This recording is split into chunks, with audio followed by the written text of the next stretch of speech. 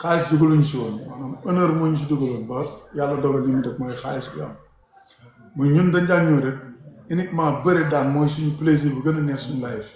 parce que dañ ko bëggoon éviter dañ ko bëggoon trop mën ko di ci tarbiwu di ci def lépp nag aussi vraiment joxe cër xam nga yem fu ñu yemloo ñun dañ daan toog ñu ne tey suba lii ngeen di def gannaaw suba li ngeen def donc vraiment ñu am aussi tamit satisfaction boo xamante ne sant nañ ko yàlla di wax alhamdulilah ba yàlla def ni lii ñu def donc abo première phase bi nga wax ci làmb noonu la day moment boo xam ne booy duggee donc nga nekk xale ñu préparé la nga ñëw yàlla dogal tey nga def 7 ans am 25 ans nekk roi des arènes da ngay xam ne wax dëgg yàlla xale moo nekk roi des arènes xëy na nag xale bu nekkee roi des arènes ay conséquences yu bëri bi du ko comprendre donc vraiment après ñu dugg si nag ba yàlla def li muy def ñu sante ko yàlla aussi vraiment loolu laay jot a waxagum sa question. Abo tijjel micro bi. am naa beneen question Lamine Seck beneen question bi mu am rek mooy ci première phase bi nga ñëw deuxième phase bi si nga nekkee roi des arènes mais ci deuxième phase bi nga nekkee roi des arènes bi nga jëlee roi des arènes ba téye ko bëri seeg Tapha Tine daan Tapha Tine dañoo gis benn Balla Gaye boo xamante ne ni bu wàcc ci niveau entraînement ci niveau état de forme xàmmeetuñu Balla Gaye ndax moment boobu da nga doon dund ay jafe-jafe wala lan la Balla Gaye doon dund ba état de forme yi ñu ko doon gisatuñu état de forme yooyu Balla Gaye di ko indi ci làmb. non moom dama naan roi des arènes yëpp neex na waaye man sama roi des arènes moo gën a diis roi des arènes. waaw man moom xam naa ne man sama roi des arènes moo gënoon a diis roi des arènes. parce que yàlla lu tax loolu bon du lépp lañ mën a expliquer mais nga fekk koo xamante ne vraiment 15 ans mu toog ko daanu. ñu ñëw daan ko donc loolu nekk na li gën a neex si roi des arènes aussi. li gën a neex si roi des arènes. vraiment et puis voilà ñu sante ko yàlla te xam ne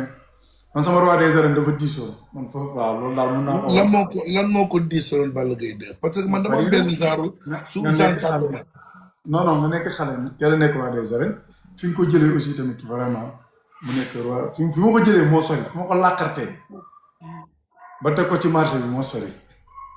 waaw daf ma jarul loolu mu nekk quoi. léegi foofu nga jàpp ni que fa la sa làmb commencé dugg ci benn zone de turbulence. non làmb moom carrément dans la vie nag fii yàlla mooy doomu aadama yëpp ku nekkoon. kenn ku nekk bu fekkoon ne da ngaa mënal sa bopp ba kon kenn du perte kenn du ñàkk. sama vie dama jàpp ne fii laa waroon a jaar destin la aussi ma jaar ci loolu la. non parce que li ma comprendre. mais est-ce que aussi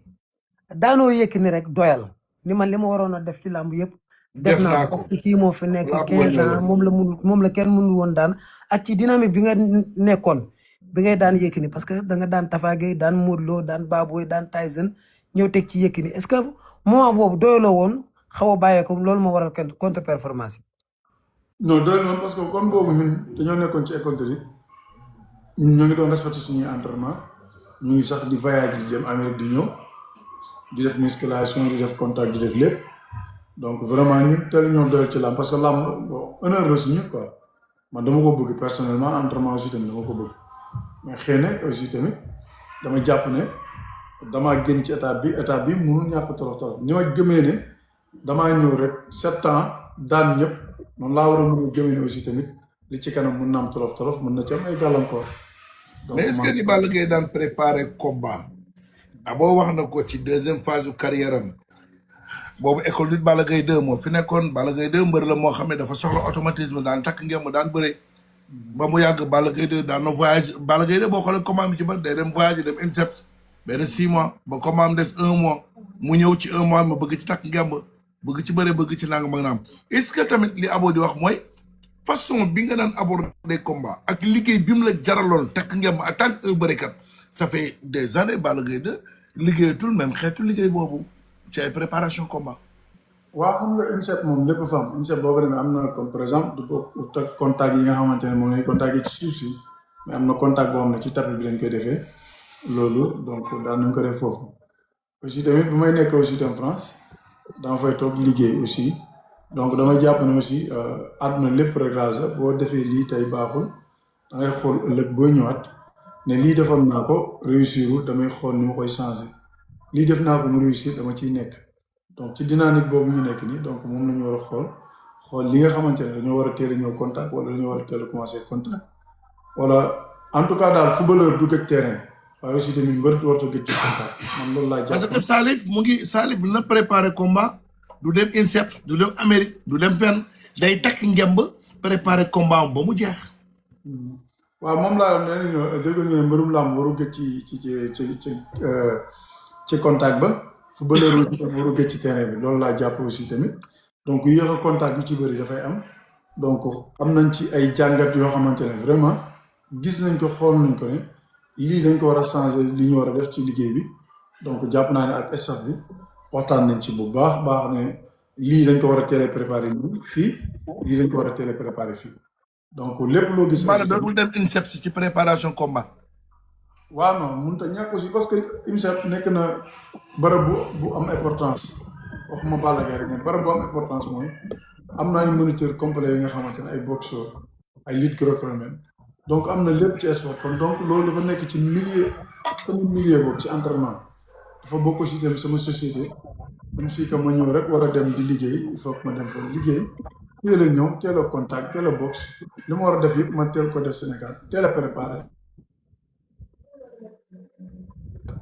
donc loolu daal incha allah jàpp ne loolu la ñu war a def nañ ko def. Assane Cissé. waaw man en fait man pour man Balla fu mu jëlee roi des arènes la mooy da ko jël si âge ñu baal ma mais benn genre insouciance ak immaturité mooy fu mu ko jëlee da ko jëlee mu doon xale xool leen ba Balla jëlee roi des arènes ñu si topp ñu jël roi des arènes bi ba dañoo jàng si héros Balla Gaye 2 ndax Balla dafa jël roi des arènes mel ni ku jëlul roi des arènes teg fi ñaari combat yu metti Tapha Tine la si teg 2013 kii di Tapha Tine 2013 mooy Tapha Tine bu jël Elton doo ko ba ñu nangu ko si ay loxo Tapha Tine bu jël Bombardier doo ko ba ñu nangu ko si ay loxo Balla ne Tapha Tine boobu te toog roi des arènes ba Tapha Tine boobu nañ ma ko jox mu presque mu teg si Bombardier est-ce que xam ngeen Balla ba mu daanoo ba mu moom ni mu yoree ni mu géré roi des arènes noonu la Modou Lo ak Sa Thiès jàngee ba ñëw changé ba ñoom ba changé carte gi est-ce que xam ngeen Balla doon loon tànn adversaire kon li ma doon wax nit ñi di ko bañ. ndax bu doon tànn adversaire 2013 du jël Tapha Tine bu jàpp Elton Bombardier doo leen si ay kaw léegi mbëri moom boo mënee xeex sax duñ la jël donc Balla en fait dafa mel ni dafa ñëw wane leneen lu bees li mooy léegi roi des arènes boo téye couronne bi dafa am ni nga koy dafa am ni ngay gérer say làmb moo tax ba Modou Lo jëlee couronne bi si Eumeu Sène dafa ne ñu ma fi génération yëpp du ma bëgg a teex ñoom damay wàcc suuf. Balla avait fait le contraire Sa Thiès même chose def ba mu jëlee ak moom lii damay choisir samay adversaire donc ñoom dañoo jàngee si Balla Gaye 2 donc en fait li may wax ni mooy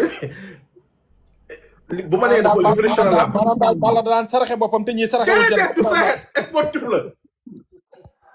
sportif la léegi nag ñun lamb intérieur li ñu doon bëgg Balla fa doon dem ne sama yoon nekku si koon ñii damaa jàpp ne képp ku sama naataango dama la war a jël dama la war a duma dama la war a daan maa la man léegi nag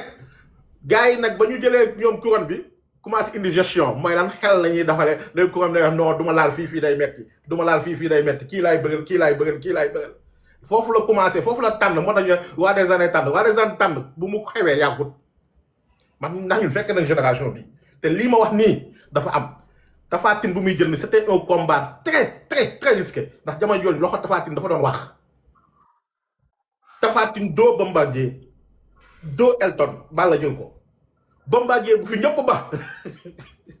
Balla jëlaat ko foofu sax la defee revers mooy wane ko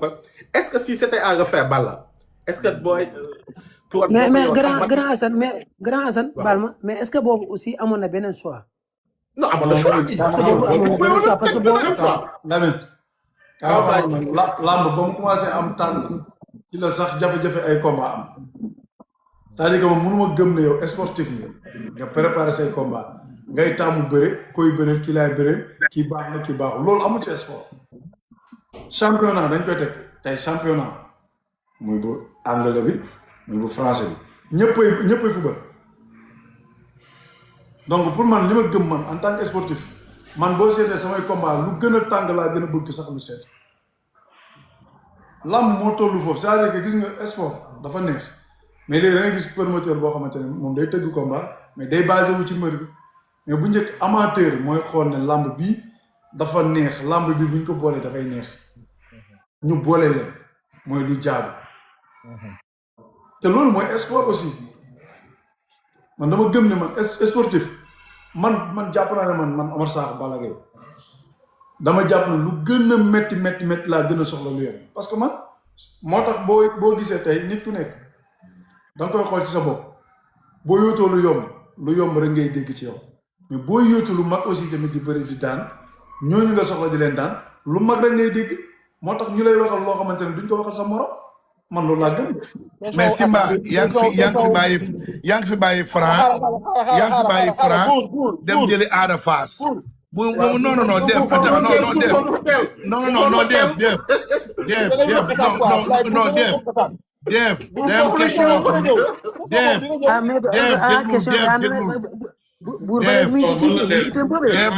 Def man j'ai appris la communication. à ça suba la. man la du dee. Balla Gaye 2 dafa am lu mu wax du ñu bàyyi mu échappé mu jàll dafa ni sport lamb ji bi mu commencé am tànn la naqari waaw Franc taxawoon ci kanamam sës ci moom rek mu bàyyi fi Franc à la dernière minute dem jëli Ada Fass jàpp ni moo gën a yomb waaw kon donc réponse bi mu joxe man d'accord ma ci dëgg la ku daaw Franc jëli Ada Fass lu nooy ngay wër mais buur man maa taxaw ne lu gën a tàng nañ ma ko jox benn Franc Ada Fass ku gën a tàng attends laisse-moi terminer aussi man maa ne nañ ma ko jox man Omar Sakho man maa ne nañ ma ko jox ma weer ko man maa ko wax kenn waxu ko waaw ñuy dox combat bi yàlla dogal aussi tamit docteur Jim am na lu mu ci xam donc tollatuñ foo xam ne dañuy leeral lépp wala dañ fi nekk di wax ci moom parce que ki maama adversaire rek laa am droit di wax ci moom docteur Jim nii du ma bàyyi ma fen moom yàlla dogaloon na doxantu na ñëw sama kër ñu yóbbante ko mu ñëw ñu wax ba ñu waxee ma ne ko lii laay def ndax lépp lu may wax ak yow dama ciy waxtaan ak sama staff mais lii laay def yàlla dogal aussi tamit ñuy discuter man discuter moo parce que benn kàddu laa bu ma nee joxe sama kàddu jox naa sama kàddu bu ma la waxee aussi tamit jox ma sama kàddu jox ma sama kàddu muy dox di dox ñi naan lii ñi naan lee en fait c'est la première fois ci làmb man may préparer ñu dox sama combat. yaa ngi baax de mi ngi baax de. yaa ngi baax man. allo. Omar Demal yaa ngi baax. waaw. yaa ngi comprendre. waaw. man c'est la première fois man may bëre wala ñuy dox sama combat sama kase nekk ci mbedd bi j'aime pas te man ak mbër yëpp ay nawle lañu fay naa lii nit ba kañ docteur Gilles ma ne ko vraiment je suis désolé am naa ci li may dox sama combat ñu ngi koy dox donc fii laa mën a yem docteur Gilles mën naa ko wax moom xam na man xam naa yàlla xam na donc pour la mesure et puis loolu pour man passé na amatul problème quoi. léegi raison bi loolu kese la. sama kese dafa nekk ci mbedd mi. tax loolu nga daw génn. non raison bi du loolu ñun pare nañu quoi bu yàgg quoi mais raison bi amul sens ñu koy nettali parce que yàlla dogal na combat bi taxaw ki ma mën a waxal tey wala ku mu expliqué nga laaj ma ci Ada Fass ma tontu la ci. mais Balla Gaye convaincre ma de. wax dëgg yàlla nga baal ma buur mais convaincre ma man. non c'est pas le moment parce que li ngay wax mënul. buur waaw d'accord léegi. mais convaincre ma non en toute démocratie am naa droit mu expliquer convaincre ma wala convaincre ma. tontu naa la waaw. man dama si tey benn information mais Lamine. grand Assane. waaw. ma ne xam nga Alboua dafa nekkoon si benn dilemme.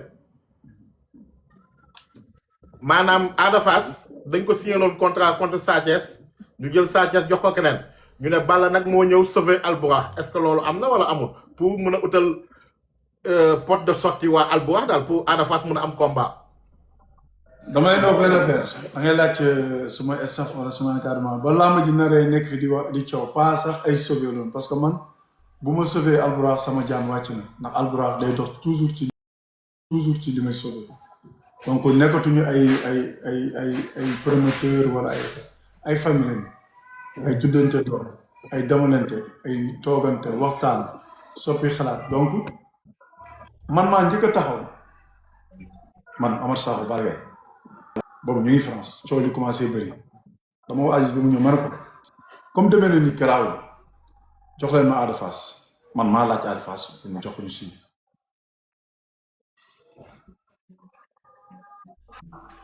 noonu la demee. mais fi mu nekkoon tamit foofu mënuñu ko rombee noonu. Lamine faaw ñu dellu si waat foofu. faaw ñu dellu si waat ci dañu dégg ni Omar dañu dégg ni juboo amoon na sa diggante ak jàmbaar production. gisee am na juboo am na yónnee nañ la contrat wala ñu yónnee ko sa agent ba mu war ko lire mais après moom moo ne nañu bàyyi ba mardi bi comme ni ñu ko déggee ci live yi. loolu yan leeral nga ci mën a andi ndax yow juboo woon nga ak jàmbaar production wala Aziz Ndiaye juboo woon na ak Mansour Ba. Lamine je pense que ne est-ce que man nit mu sama tëgg te demul sama agent muy Aziz amul man bu ñëw di wax man docteur Gilles ni la ñëw ak koo xamante ne mooy Boy Naar ñëw na sama kër maintes fois mais waxtaanu pour man promoteur ak mbër warta yàgg juboo mois bi ñu juboo boobu c'est trop tard docteur Gilles wax naa ko am na yoo xam ne bëgguma ci egg parce que aussi tamit nit ku nekk da nga koy sàmmal rek ak waxam mais am loo xam bëgguma ci egg docteur Gilles ba mu ñëwee di wax man maa ko woo téléphone ne ko docteur Gilles ma ne ko jarul ngay ñëwaat di ma waxaat waxu combat parce que lii dafay yàgg wax ji mu ngi bëgg a bëri te man mënumaa comprendre benn somme bu ndaw téye la ay jours naan def nañ ko nii def nañ ko naan ma ne